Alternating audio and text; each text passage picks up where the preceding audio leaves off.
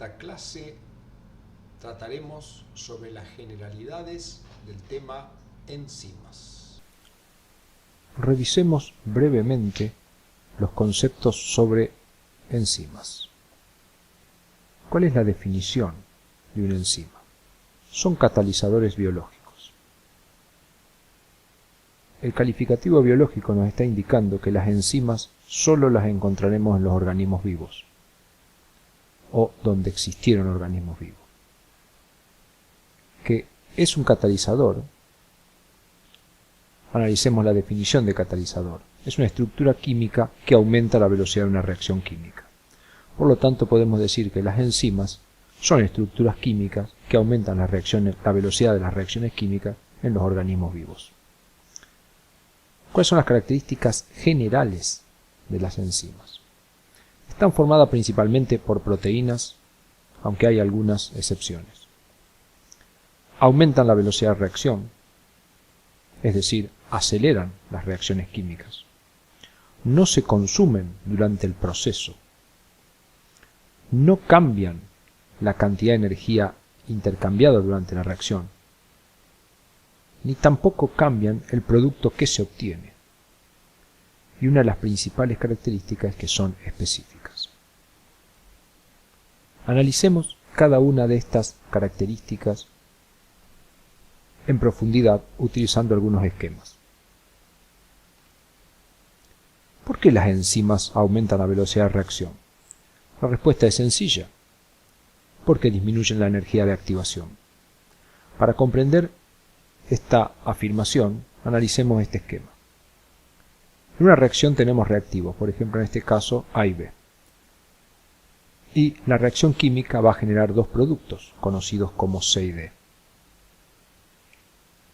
Para que los reactivos se logren transformar en producto, primero tienen que pasar por un estado conocido como estado activado. Y para transformarse los reactivos en ese estado activado, es que hay que entregarle una energía que se llama energía de activación. Las enzimas hacen que esta energía sea más pequeño y por lo tanto el pasaje por el estado activo es más fácil y más rápido, conduciendo en menos tiempo a la formación de los productos. Reforcemos estos conceptos esquemáticamente. Acá tenemos un gráfico donde en el eje vertical tenemos la energía y en el eje horizontal el tiempo. Veamos qué ocurre si no hay una enzima presente. Cuando la reacción comienza, el reactivo tiene que sobrepasar una barrera para poder transformarse en producto. Esa barrera que tiene que sobrepasar es la energía de activación. Cuando se transforma en producto, también el reactivo libera cierta energía. ¿Qué ocurre si hay una enzima presente? Si hay una enzima, lo que vemos es que la barrera es más pequeña, por lo tanto la energía de activación que requiero es menor, pero el producto que obtengo es exactamente el mismo y la energía que se libera es exactamente igual. Veamos los dos esquemas anteriores, uno a la par del otro, para poder distinguirlo. A la izquierda tenemos la presencia de enzima y a la derecha la ausencia de enzima. Nuevamente tenemos la energía en función del tiempo, acá tenemos el reactivo. Cuando hay una enzima presente, el reactivo, como vimos, salta una barrera energética pequeña, que queda representado por la energía de activación, generando el producto, y libera una energía. ¿Qué ocurre si no hay enzima? Si no hay enzima, el reactivo tiene que saltar una barrera más grande, siendo más lento el proceso para formar los productos. El producto que se forma es exactamente el mismo, aunque la barrera que tuvo que saltar es más alta y el tiempo que le puso es mayor, por lo tanto su velocidad en ausencia de enzima es menor. La energía, como podemos ver, es exactamente igual. Veamos las conclusiones de esto. Las enzimas disminuyen la energía de activación, acá lo vemos. Con enzima, la energía de activación es menor que sin enzima. Segunda conclusión, las enzimas no cambian el intercambio energético. Lo vemos acá, la energía que se produjo con enzima fue exactamente igual que la energía que se produjo sin enzima. Tercera conclusión, las enzimas no cambian el producto de la reacción, solo la hacen más rápida. Fijémonos acá. Con enzima obtuvimos el producto P, sin enzimas obtuvimos exactamente el mismo producto.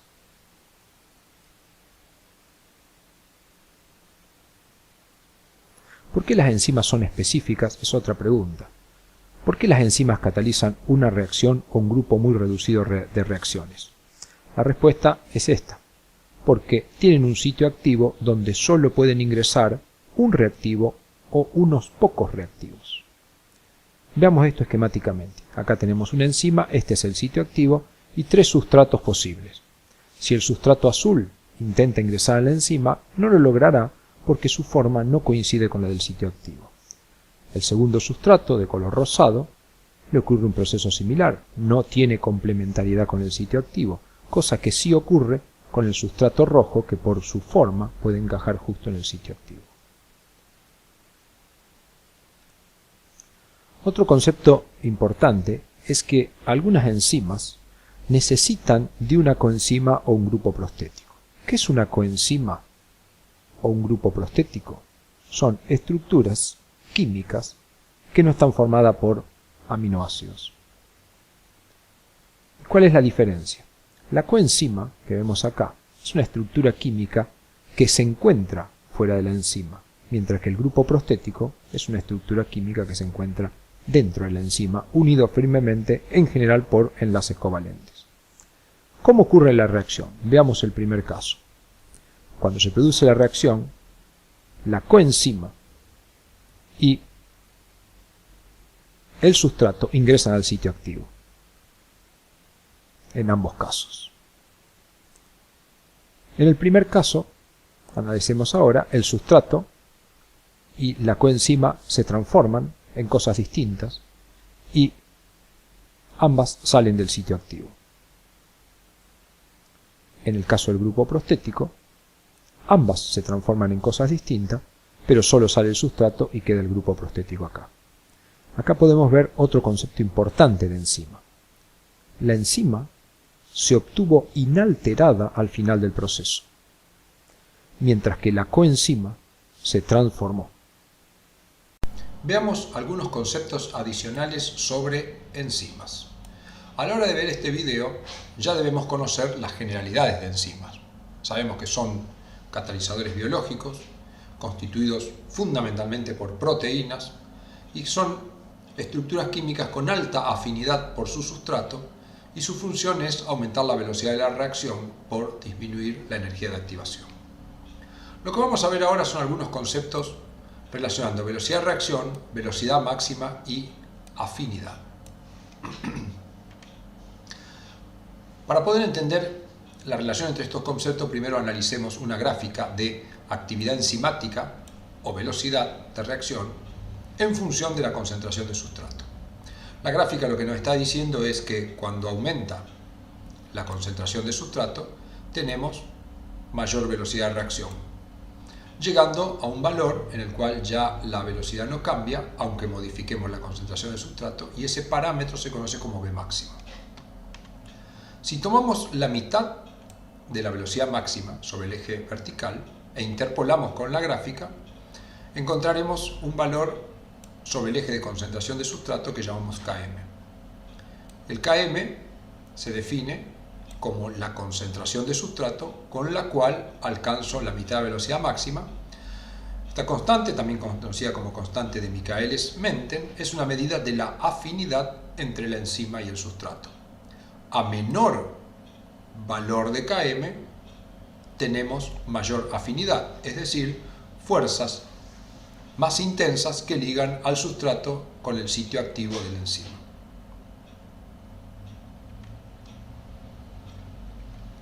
Esta línea vertical, trazada en este punto, nos separa la gráfica en dos partes. Hacia la izquierda vemos que cuando la concentración de sustrato aumenta, la velocidad también aumenta. Pero a la derecha de esta línea vemos que aunque aumentemos la concentración de sustrato, la velocidad permanece constante. A la derecha de esta línea vertical decimos que la enzima está saturada por su sustrato y la velocidad es independiente de cuánto sustrato exista.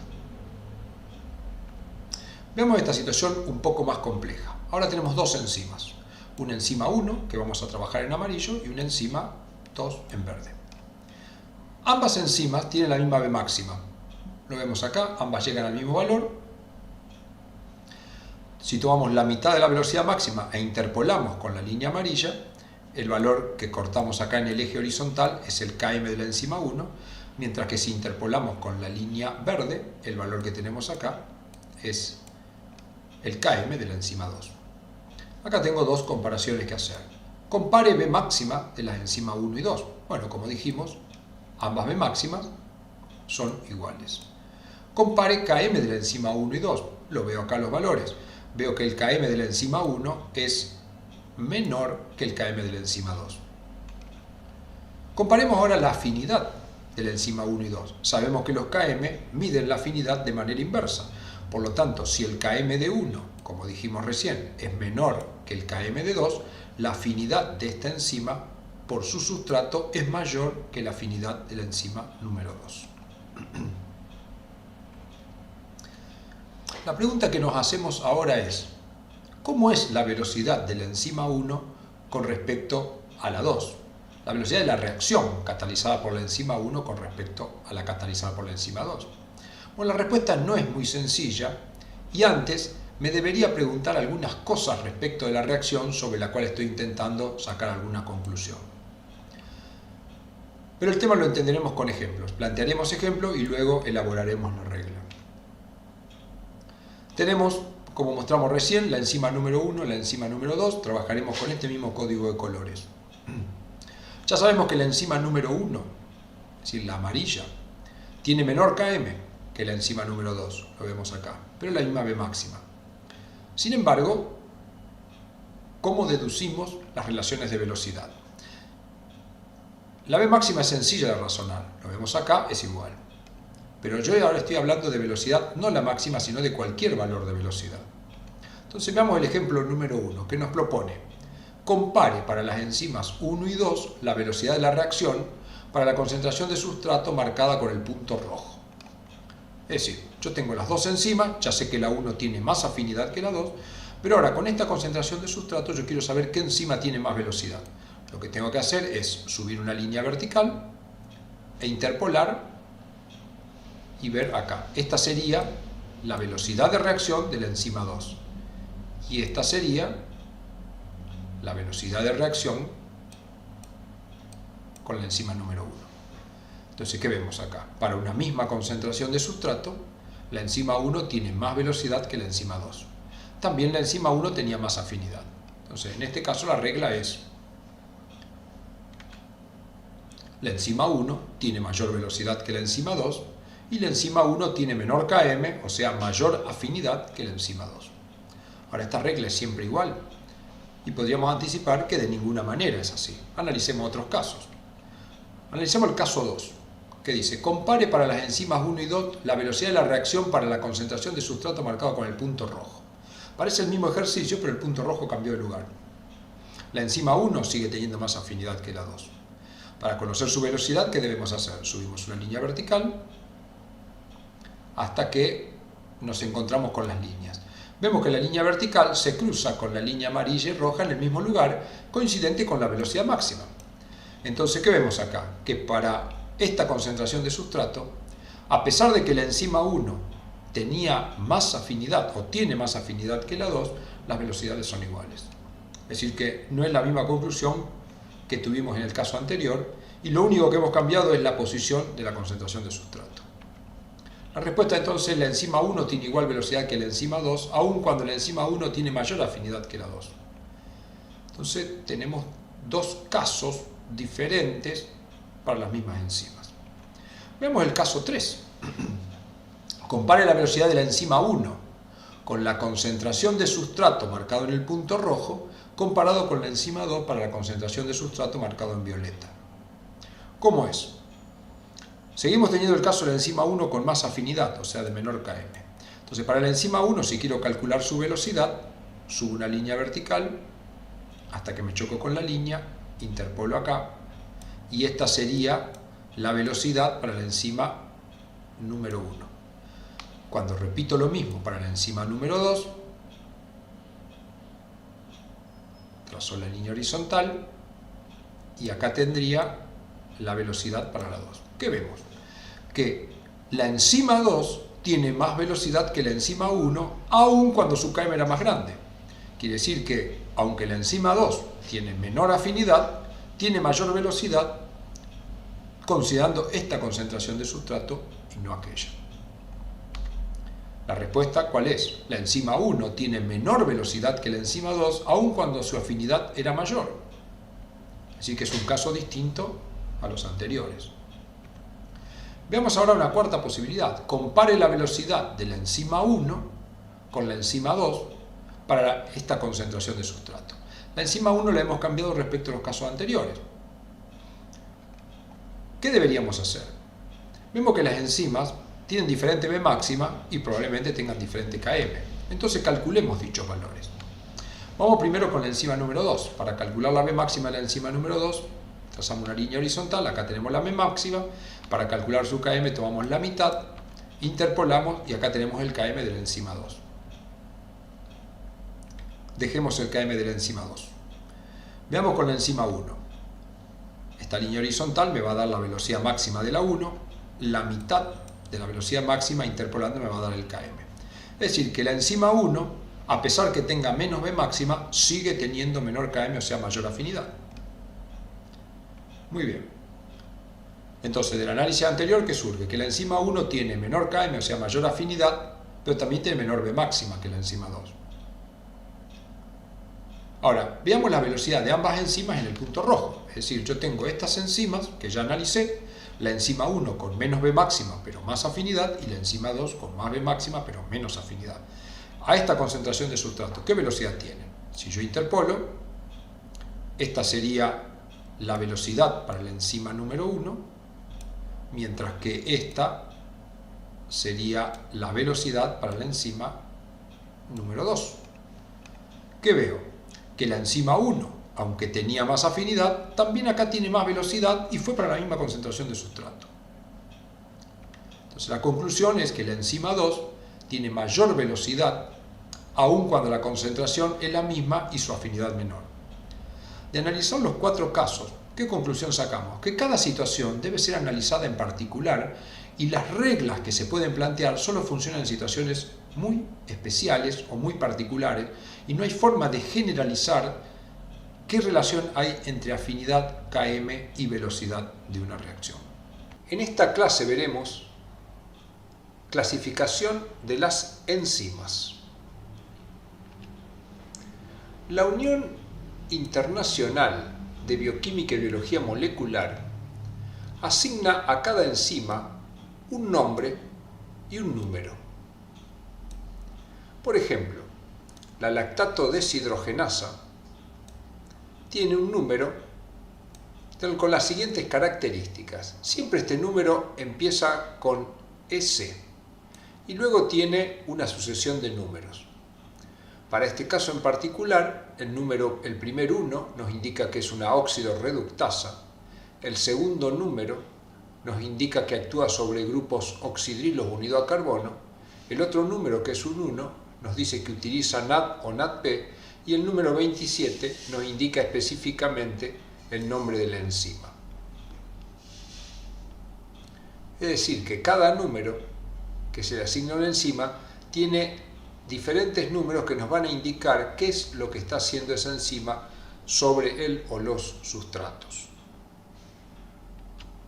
Así, esta clasificación cuenta con el primer número, que son 6 categorías de enzimas. Las enzimas pueden ser oxidorreductasas, en tal caso el primer número va a ser un 1, transferasas, en que va a ser un 2, hidrolasas, un 3, liasas 4, isomerasas 5 y ligasas 6.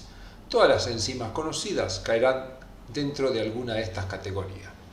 Veamos brevemente cada una de ellas. Por ejemplo, la oxidorreductasa quiere decir que toda enzima que el primer número sea un 1, independientemente de los otros, son enzimas de oxidorreducción. Acá tenemos una enzima de oxidorreducción, las más comunes son las que usan el nucleótido NAD. Y Dentro de las oxidorreductasas, las más comunes son las deshidrogenasas. Como vemos acá, la enzima glicaldehído trifosfato deshidrogenasa tiene un número que comienza con 1, quiere decir que está dentro de las oxidorreductasas. Las transferasas, que como habíamos dicho, tienen como primer número el 2, acá tenemos una transferasa.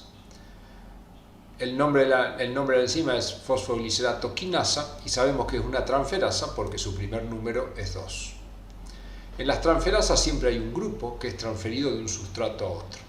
En esta reacción tenemos una molécula que, como podemos ver acá, tiene un fósforo y en la misma posición ha perdido ese fósforo. Y ese fósforo ha sido transferido a la molécula de ADP que se transformó en ATP. Por eso estamos en presencia de una transferasa. Dentro de las transferasas son muy comunes en el metabolismo que estudiaremos a continuación las quinasas. Las hidrolasas son otro grupo de enzimas que su primer número es 3. En este caso, en particular, la reacción está escrita, este es el sustrato, es el producto. En esta reacción lo que tenemos es una liberación de un fósforo, es decir, el fósforo que se encuentra en esta posición, vemos que ha sido eliminado porque en esta parte no lo tenemos. Estas reacciones, como ya veremos a continuación, estas enzimas son fosfatasas y las fosfatasas son un grupo de enzimas muy comunes dentro de las hidrolasas. Como podemos ver acá, su primer número es 3. El cuarto grupo son las liasas. Las liasas son un grupo de enzimas que lo que hacen es romper una molécula. Por ejemplo, acá tenemos el arginino succinato, que se rompe en dos estructuras, el arginino y el fumarato. El nombre de la enzima es arginino succinato liasa y tanto el nombre como el número asignado, que comienza con 4, hace que pertenezca a la familia de las liasas. El quinto grupo son las isomerasas, que como vimos comienzan con el número 5. Acá tenemos una reacción que está catalizado por una isomerasa porque vemos que la enzima que se llama hexosafosfato isomerasa, el nombre de la enzima ya nos dice que es una isomerasa y aparte su número comienza con 5. En las isomerasas, ¿qué ocurre? Hay una molécula que se transforma en otra, donde lo que hay es un reordenamiento de los átomos, pero no ingresa ni sale nada. La cantidad y calidad de los átomos que constituyen en este caso al sustrato, que es la fructosa 6-fosfato, son exactamente igual a los que constituyen la glucosa 6-fosfato. Quiere decir que estas dos moléculas entre sí son isómeros.